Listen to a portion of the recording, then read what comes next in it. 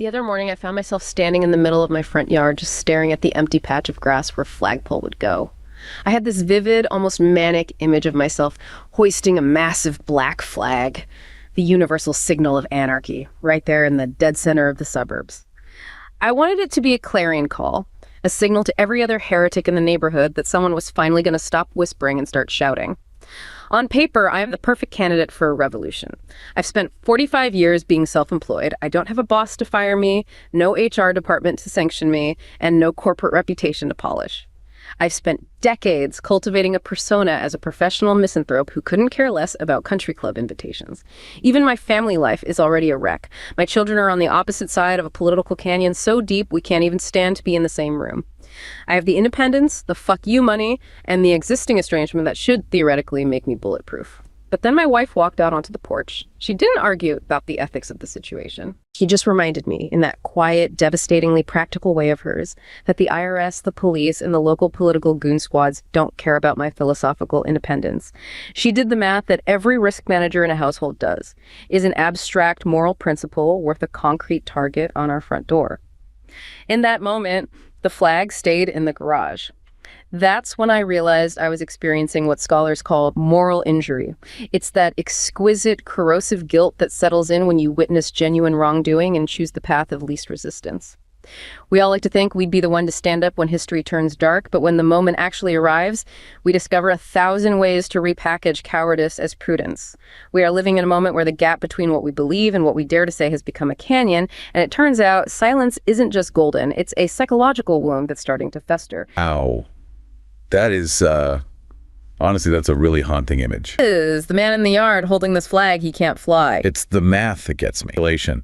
Your wife doing the risk assessment. Yeah. Because that's what we all do, right? All day, every day, we see something wrong, and we immediately, almost subconsciously, calculate the cost of getting involved. And the cost is always too high. It felt like cowardice, pure and simple. But is it?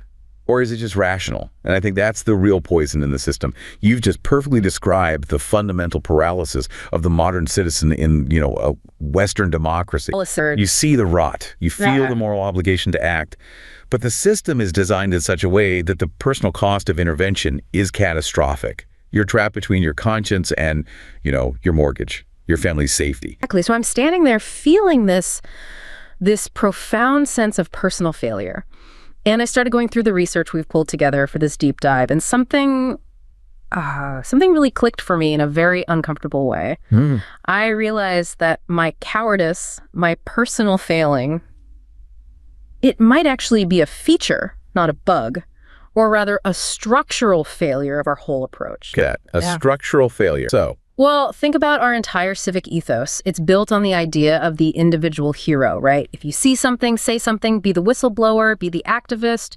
If the government is corrupt, it's your civic duty to march in the street and protest. The burden is on you. It's a very Protestant work ethic approach to civics, isn't it? It all comes down to your personal virtue. It does. But looking at this research on state capacity, and we're focusing a lot on East Asia here, it seems like some systems are built on a completely different premise, a completely alien one, to be honest. You're talking about the machine model. I'm talking about the machine. What if the system was designed so that I didn't have to be brave? What if I didn't need to stand in my front yard with a black flag just to get the system to do its job and stop the rot? And that there is the core question for this entire deep dive.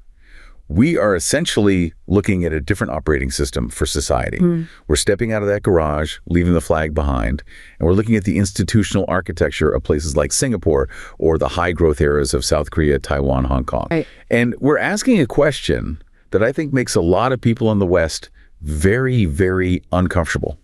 Can you build a system that works so well, that is so efficient, that individual heroism becomes obsolete? And I want to be really clear with you, the listener, because I felt this resistance myself reading through some of this material. This is not us sitting here saying, hey, authoritarianism is great. Oh, that's a gross oversimplification. Yeah. It's about asking a different question.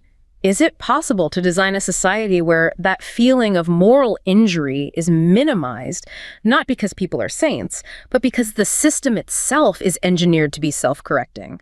We've got a pile of research here on anti-corruption agencies, on economic theory, and on this almost terrifying concept called civilizational resilience. It's about a fundamental shift in philosophy, moving away from a system that relies on virtue, that relies on you personally being a good and brave person, and toward a system that relies on design, relying on the machine itself being well built. So let's look at this machine in action. Creep. I want to introduce a character from our case studies. He's a composite, but he's real. Chen. Okay, let's picture Chen. Chen is a mid-level auditor. He's not a secret agent. He's not a political dissident. He wears a short-sleeved, button-down shirt. He probably takes the same train to work every day. His job is to look at spreadsheets in a massive industrial hub somewhere in East Asia. He's a cog in the machine. A human sensor. A human sensor. Perfect. And one afternoon, he's looking at the numbers, and he spots something. It's a tiny discrepancy in the procurement data for a new high-speed rail project. The classic efficiency leak, as they call it. Exactly. It's not some Hollywood-style heist with bags of cash. Subtle. He notices that local officials are consistently steering contracts for concrete and steel to one specific supplier, a company owned by a cousin of a local party boss. And the costs are, say, 15% higher than the market rate. It smells like kickbacks, but it's just faint enough to be deniable. Right. Now, let's stop the tape right there. If Chen is working in a standard Western bureaucracy, or frankly in most developing nations, what is he feeling in that exact moment? Panic. Yeah. Absolute stomach-churning panic. What? Because he knows instinctively that if he reports this, he's not attacking a problem. He's attacking his own tribe. He's going after his boss or his boss's boss or the network that protects them. He immediately has to start doing that same risk calculation your wife did on the porch. He has to ask himself, do I ruin my entire career, maybe even endanger my family to save the taxpayer 15% on concrete? And that's the moral entry right there. That's the wound. And what does he probably do? 99 times out of 100. He stays silent. He thinks about his pension. He thinks about his kids' school fees. He minimizes the window, closes the laptop, and goes home. And the corruption continues. The concrete costs stay inflated. The project goes over budget. The high-speed rail terminal takes an extra 3 years to build. And everyone just shrugs and says, well, that's just how things are. The rod spreads. But in the model we're examining, let's imagine Chen is in a system modeled after Singapore or Hong Kong during its peak anti-corruption drive. He doesn't panic. He feels nothing. He opens a secure encrypted portal on his work computer. He inputs the data points, the contract numbers, the supplier name. It's an anonymous, mandated internal reporting system. He hits send, and he goes back to his spreadsheet. In this model, Chen isn't a hero.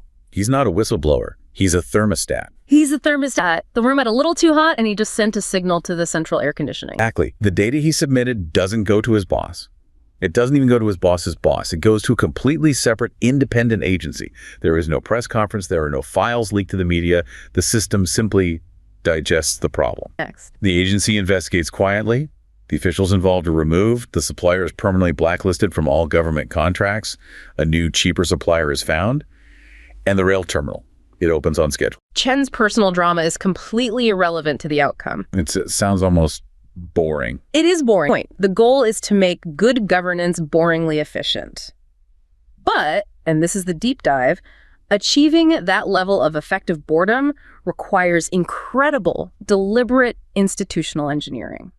And that brings us to the work of a scholar named Dr. John Kwa. Right. He's done some of the most comprehensive research on why this works in some places and is a catastrophic failure in others. He studied what he calls anti-corruption agencies, or ACAs, and he makes this really brilliant, simple distinction that clarified so much for me.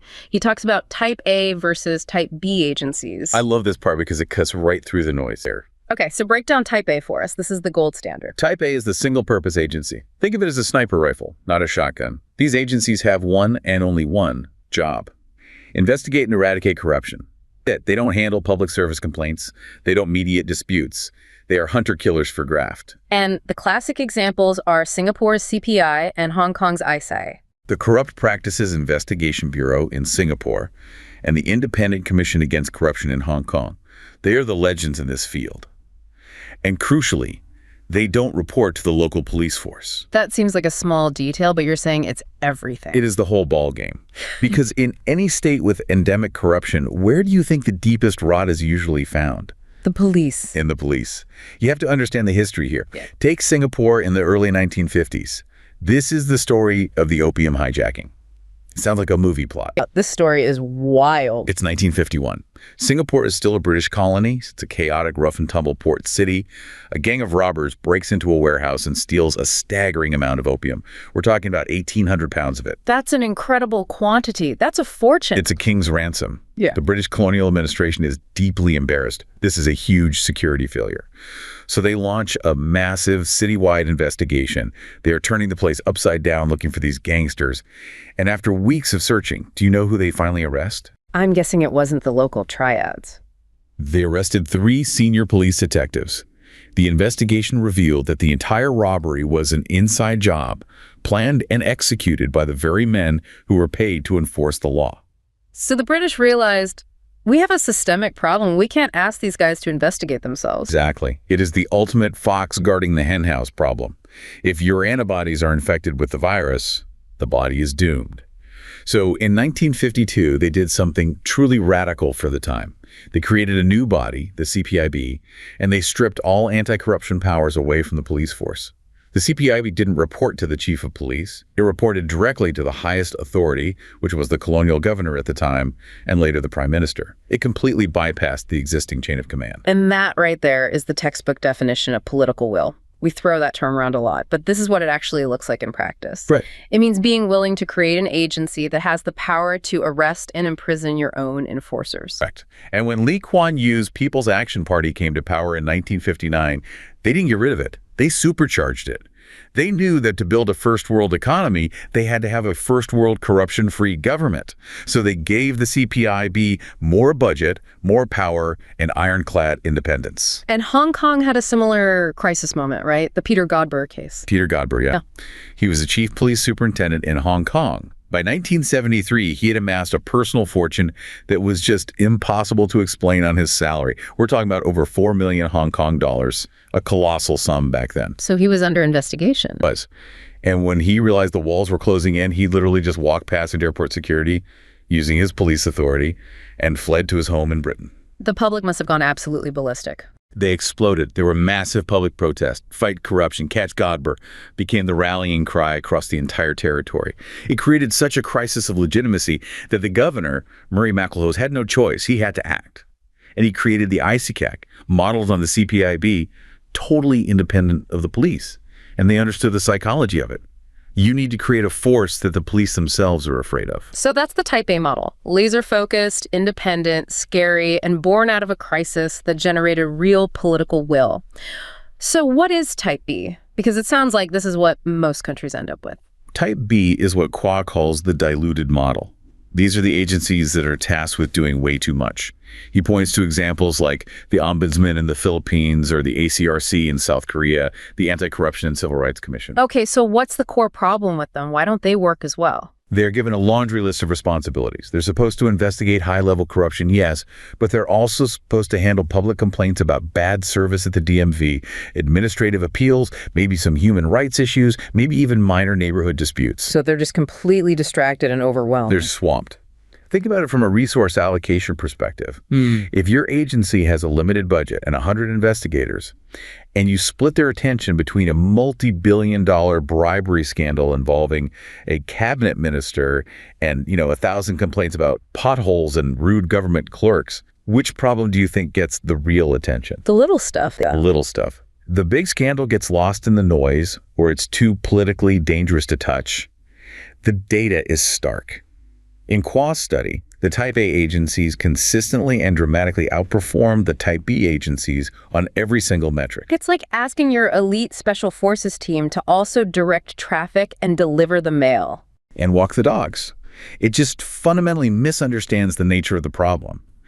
And these Type B agencies, they inevitably become what the research calls paper tigers. Let's dig into that term, a paper tiger. A paper tiger is an agency that is designed to look good on paper, but has absolutely no teeth.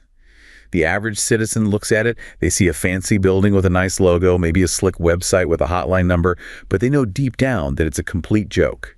It's for show. And what makes it a joke? A lack of power. A lack of independent investigative power, primarily. Kwa points to Taiwan's agency against corruption at various points in its history, or the South Korea's ACRC for a long time. They would receive a complaint, but they couldn't investigate it themselves. They had to refer the case back to the police or the public prosecutor's office to investigate. Which completely defeats the purpose if those are the very institutions that might be compromised. It's a built-in feedback loop of failure. It's designed for plausible deniability. The government can say, look, we have an anti-corruption agency, but it's just window dressing. That's the paper tiger. And it breeds a deep, deep cynicism in the population. Okay, so that's one way to fail. The other way is the attack dog. The attack dog is, in some ways, even more sinister. This is when the anti-corruption mechanism is real, it's powerful, but it's only used selectively against the political enemies of the ruling regime. It's weaponized. It's completely weaponized. The research cites examples like Pakistan's National Accountability Bureau, the NAB, and of course the most powerful and controversial example is China's Central Commission for Discipline Inspection, the CCDI. The argument is that these bodies become tools for political purges, dressed up as anti-graft campaigns. So if you're loyalist to the regime, you can be as corrupt as you want. But if you're a political rival, even the smallest infraction will bring the hammer down on you. And this creates a different kind of moral injury for the citizen. It's not cynicism, it's fear. The law isn't a shield, it's a weapon that can be pointed at anyone who steps out of line. So if we bring this all back to our auditor, Chen, the whole reason his story is so wonderfully boring is that he's operating in a system that is type A, it has the political will, it's not a paper tiger, and it's not an attack dog body. He is a functioning, reliable component in a well-designed immune system. Yeah. And that is the core argument for this model of state capacity. If you build the machine correctly, you don't need Chen to be a martyr. You don't need him to be a hero. You just need him to do his job. Fantastic. I mean, who wouldn't want to live in a place where things just work, where corruption is the exception, not the rule? But I have to push back a bit here because there's always a cost, right? To get a state that functions with that kind of machine-like efficiency, you usually have to give something up. Yes, the grand bargain. Let's talk about that bargain. We have another narrative anchor here from the research. Let's call it the story of the risk manager. This is about the deep economic justification for what's known as the developmental state. Right. This is the body of theory most associated with scholars like Chalmers Johnson, Peter Evans, and Stephen Haggard. So the story, or the deal, goes something like this. You are an average citizen in one of these high-growth East Asian states. Let's say it's South Korea in the 1970s or Singapore in the 1980s. Implicitly, a grand bargain. Social contract. They say, look, we will provide overwhelming social and economic stability. We will mitigate the collective risks, unemployment, inflation, external threats, and we will deliver massive, tangible physical output. Better roads, world-class airports, high-speed trains, rising wages, better schools for your kids in exchange. In exchange, you give up a certain degree of individual political expression. Yeah. You don't get to rock the boat. You don't get to protest every decision. You trust us, the technocrats, to run the show. It's a pure transaction. And legitimacy isn't based on how many votes you get in a messy, contested election. It's based on results. It's called performance legitimacy. Your right to rule is derived directly from your ability to deliver the goods. The core metric isn't how free do you feel today. The metric is, did GDP per capita double in the last decade? Is your child's life expectancy higher than yours? And to achieve that kind of performance, the state has to be structured in a very specific way. And this is where that term from Peter Evans comes in that I found so fascinating, embedded autonomy. That sounds like a complete contradiction in terms, doesn't it? It does. Embedded and autonomous. How can you be both? Unpack that for us. Okay, so it's this incredibly delicate and honestly very dangerous balancing act. To effectively guide an economy, the state bureaucracy needs to be embedded with the private sector. The government planners need to have deep, constant, and informal ties with business leaders. They need to know what industry needs, what infrastructure is required, what tariffs need adjusting, what are the supply chain bottlenecks. So they're not just sitting in an ivory tower making 5-year plans that have no connection to reality. Exactly. That was the fatal flaw of the Soviet model. The Gosplan bureaucrats in Moscow built factories that produced millions of left shoes because they never actually talked to the people selling shoes on the street. An embedded state is constantly gathering information from the market. But, and this is the huge but, the state must retain its autonomy. It can't be captured. It cannot be captured by those same business interests it's embedded with.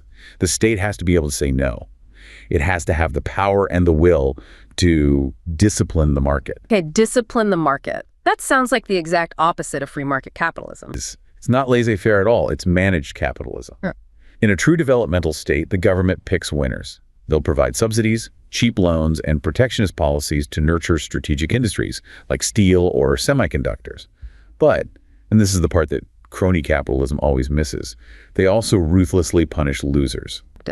It means if a company, say a big conglomerate, receives a government subsidy to build a new factory, there are strings attached, hard strings.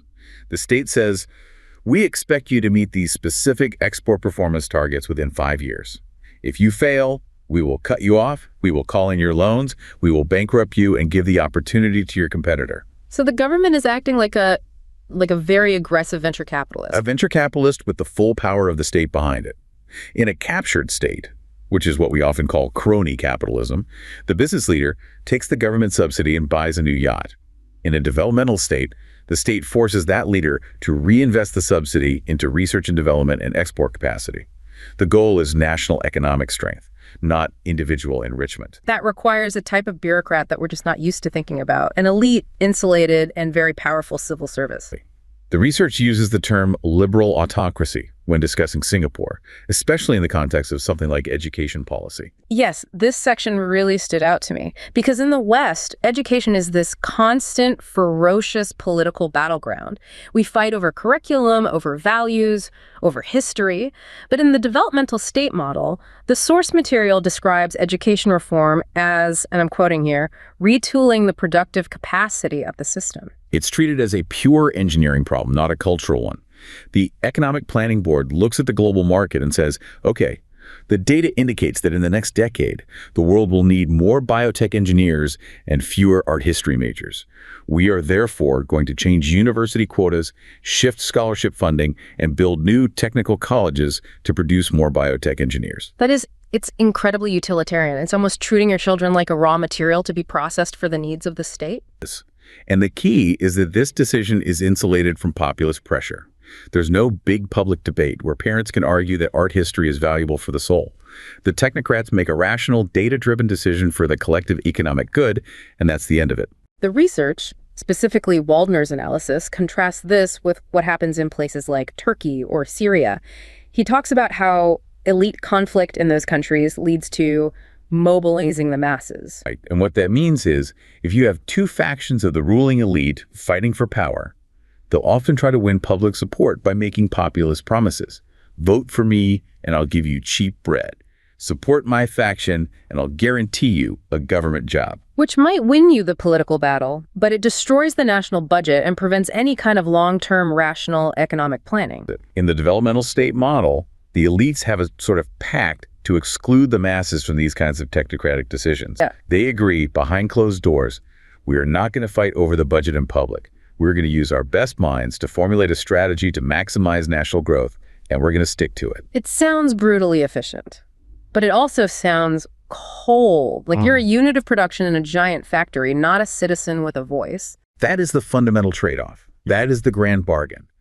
But the proponents of this model would immediately fire back and say, okay, but look at the alternative. Look at the resource curse. Right. The research made a really strong contrast between the Asian tigers and resource-rich countries like, say, Mongolia or even the Philippines at times. It's a classic concept in development economics, the natural resource curse.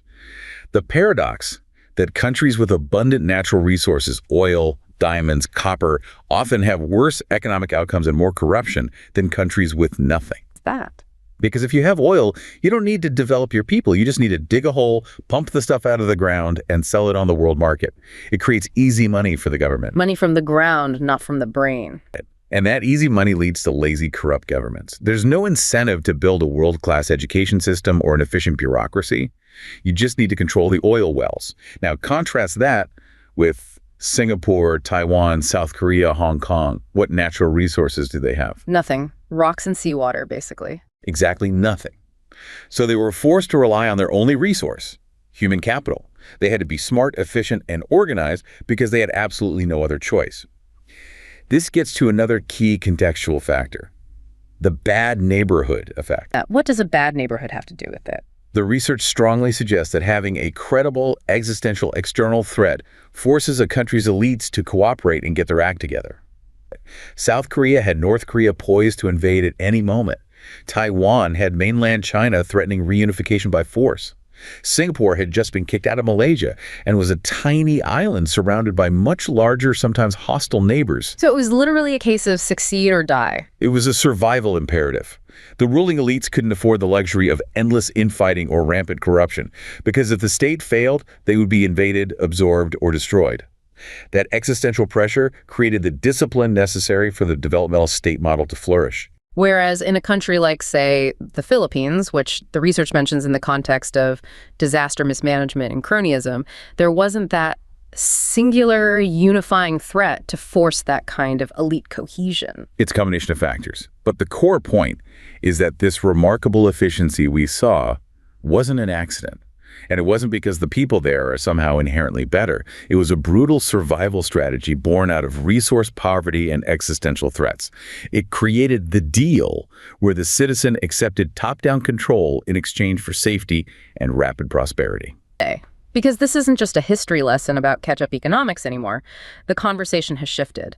We're now talking about a direct challenge to the entire Western model of liberal democracy as the only legitimate form of government. And that leads us to segment 3. The resilience hypothesis. I want to introduce our final narrative anchor here, the factory city-state. This is a powerful and, frankly, a pretty chilling mental image. Imagine a chief engineer. He's in charge of a massive, hyper-efficient, high-tech manufacturing zone that operates essentially as its own city-state. This engineer looks at the West. He watches our cable news shouting matches, he sees our gridlocked parliaments, he reads about our endless culture wars over trivial issues, and he doesn't see freedom or vibrant debate, he sees friction. Friction, in an engineering sense, wasted energy, heat loss. To him, all of our political expression, our protests, our arguments, it's just energy that isn't being converted into useful work. He makes the argument that a civilization's true strength isn't measured by the justice of its debates, but by the density of its power grid, the efficiency of its supply chains, and the tonnage of its exports. Winning, in his view, is keeping the lights on and the factories running while the other guys talk themselves into paralysis and collapse. This is the resilience hypothesis in its purest, most brutal form. And it connects directly to what some political scientists are now calling smart authoritarianism or digital Leninism. The research we have points out that these new, modern, authoritarian regimes aren't just the old school thugs who lock people up. They're using what they call input institutions. What does that mean? This is a really crucial development to understand. An old school dictatorship was a black box. The dictator gave orders, and that was it. Smart authoritarianism tries to mimic the feedback loops of democracy, but without giving away any actual power. They create things like public hearing forums for new regulations. They have government hotlines for citizen complaints. They have armies of censors and analysts who monitor social media with incredible sophistication. But they don't let you vote them out of office. Never. The entire purpose of these input institutions is to gather information. They want to be the first to know, are the people in this province angry about industrial pollution? Okay, let's go crack down on those polluting factories. Is that local mayor widely seen as corrupt and incompetent? Okay, let's fire him and make a public example of it. They use these feedback mechanisms as an early warning system to diffuse social tension and maintain stability. So it's a data dictatorship. The state is using big data and AI to understand what the population wants and needs, maybe even better than a clumsy election could. And if they can deliver what you need before you even ask for it or vote for it, does democracy still have a point? That is the profoundly provocative question they are posing. It's the Amazon algorithm applied to governance. Citizens who enjoyed rising wages also liked efficient public transit and clean air. If the state can optimize for citizen satisfaction using data, does it still need legitimacy from the ballot box? For the factory city engineer, the answer is a clear no. He would argue his model is just superior. It completely bypasses what the source material calls the paralyzing moral and political polarization of the West. He'd say we spend so much time and energy fighting about who we are, about symbols and identity, that we completely forget how to do anything. We can't even agree to build a bridge anymore. But this is the big but for me. Is this model sustainable in the long run? Because it sounds terrifyingly effective in the short term. But the research also talks about the trap of success. This top-down command and control machine is incredibly, unbelievably effective for catch-up growth. When your goal is to go from a poor country to a middle-income country, it's unbeatable. You need to build steel mills, dams, highways, and ports. You just issue the order, and it gets done. But what happens after you've built all the roads? Exactly. Once you become a complex, diverse, high-income society, the game changes. This is the famous middle-income trap. Leading-edge innovation is much harder to command from the top down. You can order 1,000 engineers to build a bridge. You can't order one of them to invent the next iPhone. Because true creativity, true paradigm-shifting innovation requires a certain amount of chaos, friction, messiness. It requires freedom. It requires the freedom to challenge authority, to pursue weird ideas, to fail, to be a heretic, to be the guy standing in his yard thinking about raising a black flag. If your system is perfectly optimized to eliminate all friction and dissent, you might also be systematically filtering out the sparks of unpredictable genius that drive an economy forward at the highest level. And then there's the legitimacy crisis we talked about.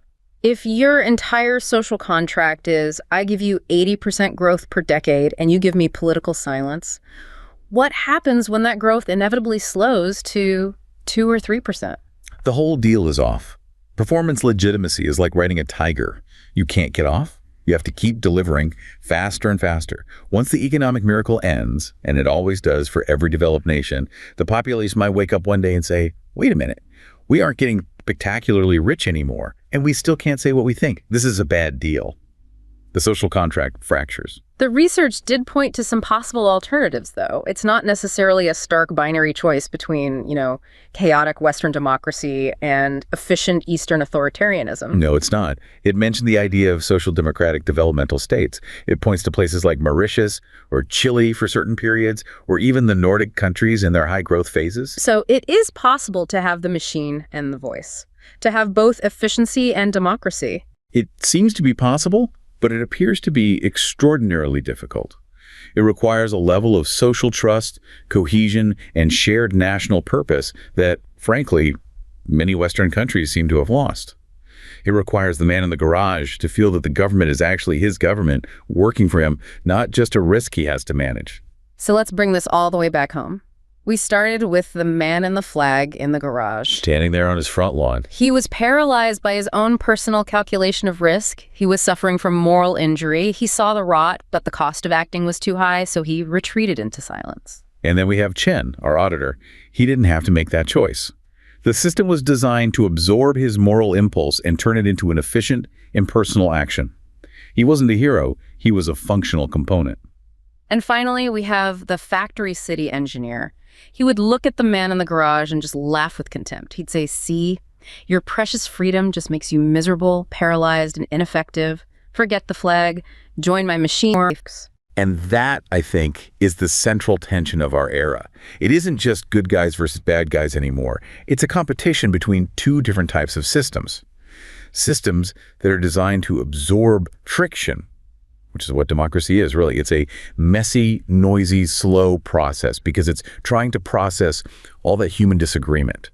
And you have systems designed to eliminate friction. The frictionless machine is always going to be faster. It builds the airport in a year instead of 20. But it may lack the soul to understand why it's building the airport in the first place. And that's where this all gets really sharp for me. It's easy for us in the West to look at the high-speed trains, the clean streets, the staggering output of these state capacity models, and feel a sense of envy, a deep envy for their competence, while we're stuck arguing. It's completely natural to envy competence, especially when your own systems feel like they're falling apart. But there's a much darker implication buried in that resilience hypothesis. If the most resilient, most durable, and ultimately most powerful form of civilization is the one that correctly identifies political expression and individual rights as mere heat loss in the engine of the state. A thermodynamic problem. Thermodynamic problem. If that's true, then the ultimate goal of statecraft isn't human freedom or flourishing. It's efficiency. Maximum output for minimum energy loss. That's a very chilling thought. And if that's true, then the man standing in his yard with the black flag isn't a potential revolutionary. He isn't a hero in waiting. He's not even a coward. He's just a broken part, a faulty component in the machine waiting to be identified and replaced.